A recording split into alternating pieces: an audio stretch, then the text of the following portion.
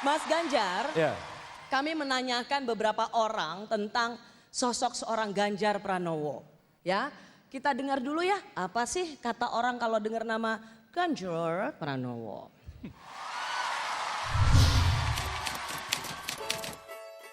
Pak Ganjar Pranowo. Bapak Ganjar Pranowo itu Nah ini. Nggak pernah ketemu langsung sih. Aha, beruban. Sosok pekerja keras, tidak kenal lelah. Seorang pemimpin yang saat ini memang pantas memimpin Jawa Tengah. Setiap politisi itu harus ganteng seperti beliau. Karena memikat hati wanita. Pintar-pintar gimana gitu. Selalu hadir ketika masyarakat membutuhkan. cara beliau berkata, cara beliau berjalan, cara beliau bersikap Kayaknya orangnya funky gitu. memesona. Kegaharan seorang laki-laki. Wah, itu pada saat beliau ngamuk-ngamuk di jembatan Timbang. Waduh, Punya perencanaan-perencanaan strategis yang luar biasa pula. menggebrak petugas jembatan Timbang di situ. Terus bisa mengantarkan Jawa Tengah lebih sukses dan lebih berwibawa lagi ke depan. Semangat terus Pak, marahin semua Pak di jembatan Timbang Pak. Suruh timbang Pak, timbang, timbang, ayo timbang. Benar nggak Pak? Kalau nggak, bilang gini, kalau iya, lambaikan tangan. Dah Bapak.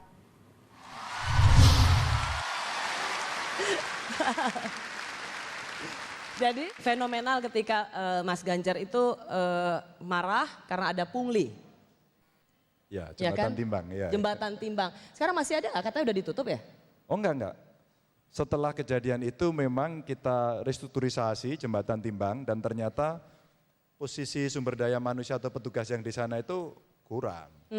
Maka kemudian kita tutup beberapa biar lebih optimal begitu. Susah ya, memang menghilangkan praktek-praktek korupsi yang dimulai dari pungutan liar itu susah ya? Susah. Berat sekali ya? Karena begini, orang publik juga memberikan, kan biasa Pak. Biasa, jadi kalau naik pangkat bayar biasa. Masuk CPNS bayar biasa. Bahkan ngurus STNK, bayar pajak, itu mereka mengatakan kalau kita nggak bayar ya aneh. Maka sekarang itu bagian dari sektor-sektor yang sekarang saya jadikan contoh, dari yang gelap-gelap kita bikin semua yang terang-terang. Memang kita harus berubah. Orang menganggap biasa bayar untuk mempermudah sebuah pelayanan. Padahal publik mendapatkan pelayanan yang mudah, cepat, lancar, itu harusnya adalah kewajiban dari aparatur sipil negara. Harus, karena memang sebenarnya sumpahnya begitu. Ya. Cuman waktu kita ngecek di jembatan timbang itu, saya baru sadar setelah itu saya undang satu-satu, saya kumpulkan, saya bicara dengan yang lain, berapa bayaranmu? Insentif dia setiap hari itu Rp50.000. Dari rumahnya dia datang. Sementara duit yang tiap hari lewat itu distorkan waktu saya datang itu segini. Ya. Jadi artinya Rp50.000 itu sangat sulit untuk membentengi dari godaan mengambil yang tidak ada orang yang bisa melarang. Bahkan silakan prasmanan begitu. Ya. Dan terjadinya prasmanan.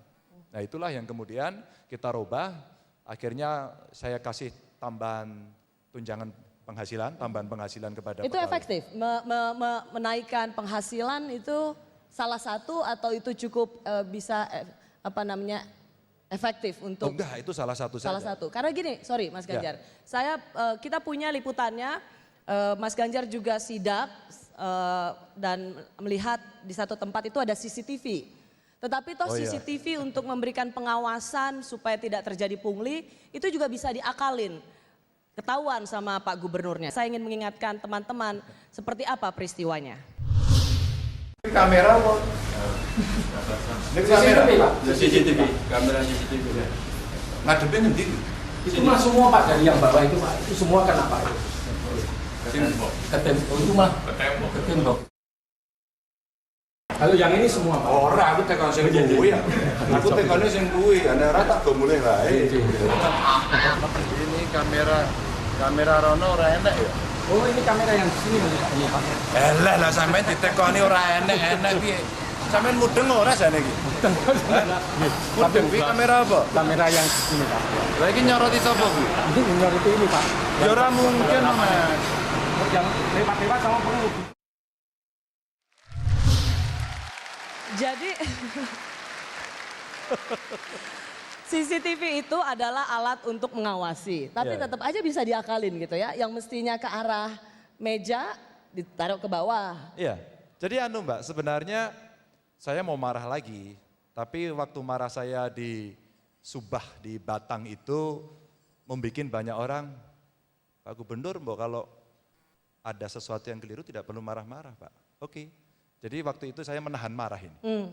Cuman harus sambil tertawa, maka saya rangkul, saya ini, Mas, ini jembatan timbang kedua yang saya temukan nggak beres. Kalau saya pecat Anda, nanti saya kezam. Terlalu kezam. Tapi kalau Anda saya nggak pecat, Anda sudah saya naikkan bayarannya, masa begini. Kenapa Pak? Ya masa ada CCTV ngadep ke tembok. Yang benar saja. Alasannya menarik, mereka juga punya argumen. Pak, itu proyeknya dari pusat, Kementerian Perhubungan dan belum diserahkan, nggak ada urusannya. Jadi ada aja ya alasannya ya? Alasannya, kalau alasan memang jago. Nah setelah sidak, coba menurut Pak Gubernur, apakah sidaknya Pak Gubernur itu bisa menghentikan pungli? Kita coba tanya salah satu supir yang juga selalu melewati Sarang di Rembang tuh ya. Apa pengalaman mereka kalau tetap harus ngelewatin pos itu? Yuk.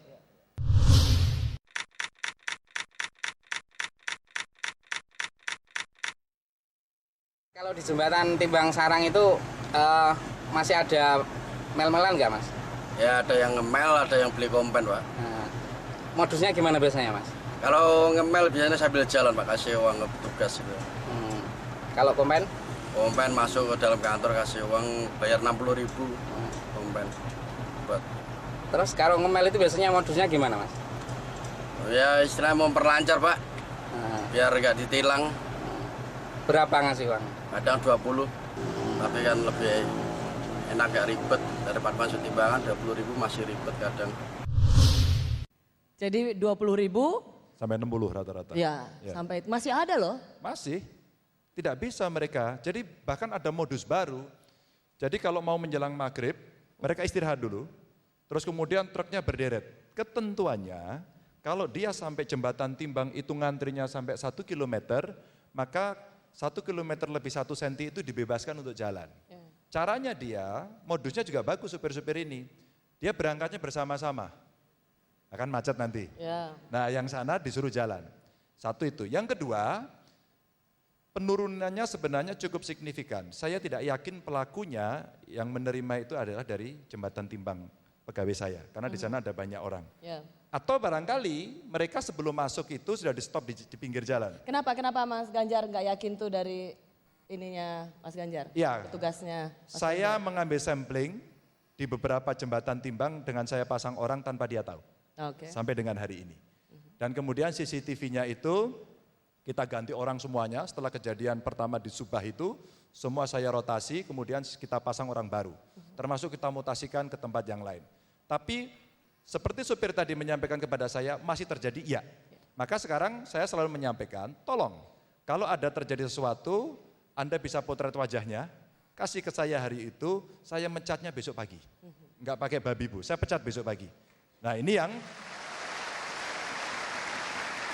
yang kita harapkan sebenarnya partisipasi dari publik. Termasuk kenapa saya pasang akun Twitter saya itu sebenarnya biar publik bisa melaporkan. Hari ini tadi ada yang melaporkan kepada saya, dia rekam, ada suaranya, tapi tidak ada gambarnya karena kayaknya handphonenya ditaruh di bawah.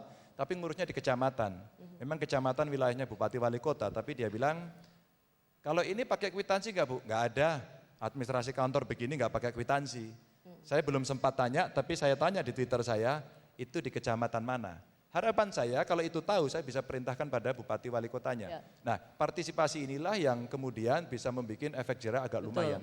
Jadi bagus juga ya bahwa mahasiswa Jawa Tengah bisa ikut berpartisipasi meningkatkan pelayanan publik yang bersih.